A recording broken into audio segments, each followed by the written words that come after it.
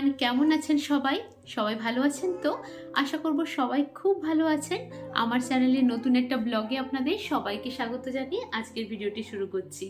আজকে দীপাবলি আর কালী পুজো, সবাইকে শুভ দীপাবলির অনেক অনেক শুভেচ্ছা। আমরা এবছর যেহেতু মেমো আছে, তাই বেশি কিছু বড় করে তো কিছু করতে পারবো না, কিন্তু বাড়িতেই টুকটাক আমি একটু ঠাকুরের জন্য ভোগ রান্না করে কালী পুজো করব, আর একটু প্রদীপ জ্বালিয়ে মোমবাতি জ্বালিয়ে দীপাবলি পালন করব। তো সঙ্গে থাকুন, দেখতে থাকুন। মোর সঙ্গে প্রথমবার আমাদের এবছরের দীপাবলি আমরা কিভাবে সেলিব্রেট করি। তো চলুন, আর দেরি করব না, আমাদের সঙ্গে দেখতে থাকুন আর রান্নাঘরে চলুন। ঘড়িতে বাজে ওই বিকেল 3:10 মতো। রান্নাঘরে আমার পুরো জায়গাটা ক্লিন করে বাসনপত্র বের করে যা যা রান্না করব সেই সমস্ত জিনিসপত্রগুলোকেও এক জায়গায় করে নিলাম। আগের বারে যখন লক্ষ্মী পুজো করেছিলাম, কোজাগরী লক্ষ্মী পুজো, তখন তো আমি খিচুড়ি বানিয়েছিলাম, কারণ লুচি বানাবো না ভেবে রেখেছিলাম ওই দিন। তো আজকে ভেবেছি আর খিচুড়ি বানাবো না, অল্প একটু করে লুচি বানাবো।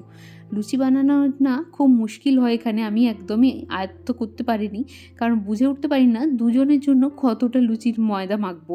অভিষেক এই কাজটা সবসময় করে দেয়, বাট আজ তো অভিষেক নেই, ল্যাবে গেছে, আমাকে একাই করতে হচ্ছে। অল্প একটু করে মাখলাম, ওটা মাখা থাক ডোটা, পরে আমি ওটাকে ভেজে নেব। আর তারপর আমি ভাবছি লুচির সঙ্গে অভিষেক আর আমার দুজনেরই প্রিয় সুজি। ঠাকুর তো নিমিত্ত মাত্রই সব জায়গাতেই হয়ে থাকে, আসলে তো নিজেদের খাওয়ার জন্যই আয়োজন। তো আমি আজকে লুচির সঙ্গে একটু সুজি বানাবো। সুজি বানানোর জন্য আমার কাছে আর অন্য কিশমিশ ছিল না, তাই শুধুমাত্র কাজুটাকেই ভেজে নিলাম আর অল্প একটু দুধ দিয়ে সুজিটা বানিয়ে নেব। অভিষেক ঘি একদমই খায় না, সেই জন্য আমি ঠাকুরের ভোগ বানানোর সময়ও ঘি দিতে পারি না, তাই একটু সাদা তেলেই আমি প্রথমে কাজুটাকে ভেজে নিলাম। এবার সুজিটাকেও একটু ওই তেলের মধ্যেই নেড়ে নিচ্ছি। সুজিটাকে আমি একটু বরফি শেপে কাটবো, সেজন্য আগে থেকে বানাচ্ছি, কারণ ওটাকে ঠান্ডা হতে হবে তবেই ছুরি চালানো যায়, না হলে যায় না। তো আমার না বরাবরই সুজিতে একটু বেশি করে দুধ দিয়ে সাদা সাদা সুজি খেতে বেশি ভালো লাগে। আমার বাড়িতে আবার একটু লাল লাল করে, মানে সুজিটাকে বেশি ভেজে লাল লাল করে নেওয়া হয়, তার থেকে আমার কিন্তু এই সাদা সুজিটাই বেশি পছন্দ। তো চলুন, সুজিটা হোক ওদিকে। গতকাল আমাদের এক বন্ধুর বাড়িতে ছিল দিওয়ালি উপলক্ষে ইনভিটেশন। আমি এই ড্রেসটা কিনেছিলাম মিমো যখন 5 মাসে প্রেগনেন্সির সময়, সেই সময় নিয়েছিলাম, তখন তো আর পরা হয়নি, আজকে পরলাম নতুন। আর আজ আমি বহু খুশি, কারণ পুরনো জিন্স, প্রেগনেন্সির আগে আমার পুরনো জিন্স ফিট হয়েছে, আর মিমো হওয়ার পরে প্রথমবার আমি জিন্সও পরলাম। তো বেরিয়ে পড়েছি, আমরা একসঙ্গে বেরোলাম তিনজনে। আর দেখুন, যেহেতু ফল সিজন স্টার্ট হয়ে গেছে, চারিদিকে গাছের পাতার কালার চেঞ্জ হয়ে গেছে আর পাতাগুলো ঝরেও গেছে। তো ওই দিন আমি বেশি ভিডিও তো একদমই করিনি, অনেক কিছু মেনুতে হয়েছিল, ভেবেছিলাম সবাই মিলে একটু টাইম স্পেন্ড করব, তাই বেশি ভিডিও করিনি। আমাদের এক বন্ধু, আপনারা যারা পুরনো ভিডিও আগে দেখতেন তারা দেখেছেন, ও ইন্ডিয়া শিফট হয়ে গেছিলো, তো ওরা এসছে। তো সেই উপলক্ষেই আমরা একসঙ্গে একটা ছোট্ট করে গেট টুগেদার করছি। অনেক দিন থেকে পাওভাজি খাওয়ার খুব ইচ্ছে হচ্ছিল, তাই আমি ওকে বলেছিলাম পাওভাজি বানাতে। সেই সঙ্গে কাজু কাটলি তো আছেই, আর ওরা একটু ক্ষীর বানিয়েছে, ক্ষীর মানে আমাদের পায়েস। ওদের আজকে যেহেতু ধনতেরাস ছিল, সেই জন্য পুজো উপলক্ষে একটু ঠাকুরের কাছে নিবেদন করবে বলে ও ক্ষীরও বানিয়েছে। আর ছিল বেসনের লাড্ডু, আর ছিল এক ধরনের ইডলি, সেটা মশলা ইডলি টাইপের, তার সঙ্গে খাওয়ার জন্য বিভিন্ন রকমের ডিপ, এই রকমের ছোটোখাটো দিয়েই আমরা সেদিন সেলিব্রেট করেছিলাম। আর বেশি ভিডিও করিনি, একসঙ্গে সবাই মিলে টাইম স্পেন্ড করেছিলাম। ও আইসক্রিম, কোল্ড ড্রিঙ্কস এগুলো তো ছিল, এগুলো ভিডিওর মধ্যে নিইনি। তো চলুন এখন একটু গল্পগুজব করি, আর আপনারা বরং আমার আজকের ভিডিওতে ফিরে চলুন। ওদিকে তো আমার সুজি হয়ে গেছে, এখন আমি বানাবো একটু আলুর দম। লুচির সঙ্গে রিচ যে কোনো জাতীয় জিনিস যেমন ভালো লাগে, সেই সঙ্গে সঙ্গে আমার কিন্তু মিষ্টি জাতীয় জিনিস যেমন সুজি, পায়েস, সিমাই এগুলোও বেশ ভালো লাগে। তো আজকে আমি তাই ভাবলাম অল্প একটু করে আলুর দম করি। অনেক দিন হলো বাড়িতে আলুর দম করা হয় না, তো অল্প করে একটু আলুর দম করব। আর আলুগুলোকে একটু ছোটো করে কেটে নিয়েছি, কারণ মিমো ওদিকে ঘুমোচ্ছে, যতটা তাড়াতাড়ি সম্ভব রান্নাবান্নাগুলোকে কমপ্লিট করতে হবে আমাকে, নাহলে ওর যদি কান্নাকাটি শুরু হয়ে যায় আমাকে সব কিছু ফেলে ওর কাছে যেতে হবে।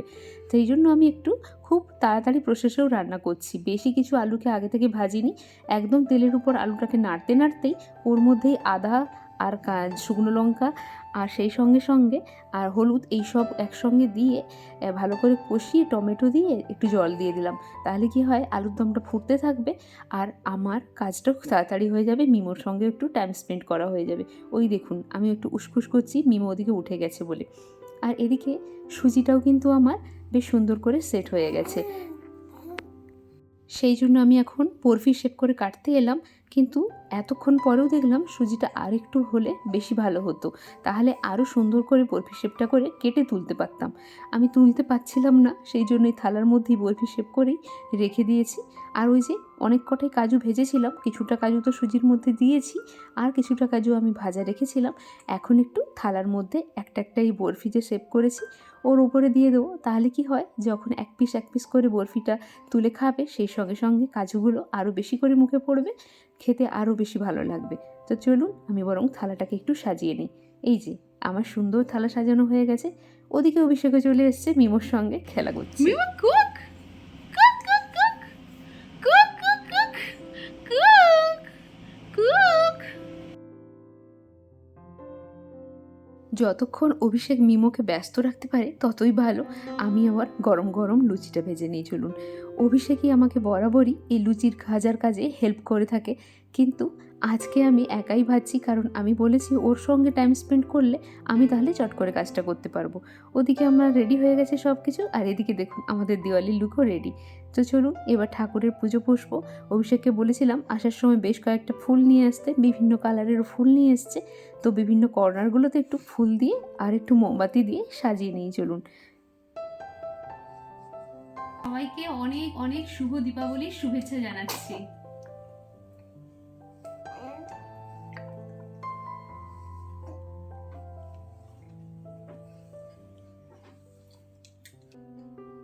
অভিষেক বরাবরই বাড়িতে মোমবাতি জ্বালাতে ভীষণ পছন্দ করে। ও নাকি ছোটোবেলা থেকে এই কাজটা বেশি পছন্দ করে, তো সেই জন্য মোমবাতি জ্বালানোর কাজটা আমি প্রতি বছর অভিষেককে দিয়েই করাই। হ্যাপি দিওয়ালি। মোমবাতির সঙ্গে সঙ্গে ইন্ডিয়ান মার্কেট থেকে বিভিন্ন কালারফুল এই প্রদীপগুলোও নিয়ে এসেছি। অভিষেক এখন ওগুলো জ্বালিয়ে দিক। চারিদিকের বাতি নিভিয়ে আমরা একটু ফটোশ্যুটও করলাম শুধুমাত্র এই প্রদীপের লাইট আর মোমবাতির লাইট দিয়ে। ঠাকুরের কাজটা বেশ আমার গোছানো হয়ে গেছে।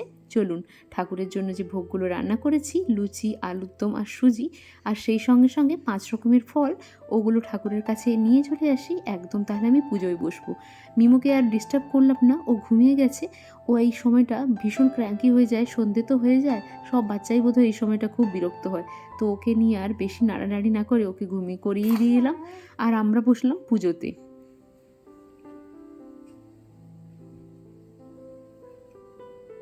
কালী ঠাকুরের পুজোতে জবা ফুল লাগে, কিন্তু আজকে এখানে জবা ফুল তো পাওয়া যায়ই না, সেই সঙ্গে সঙ্গে লাল গোলাপটাও পাওয়া গেল না।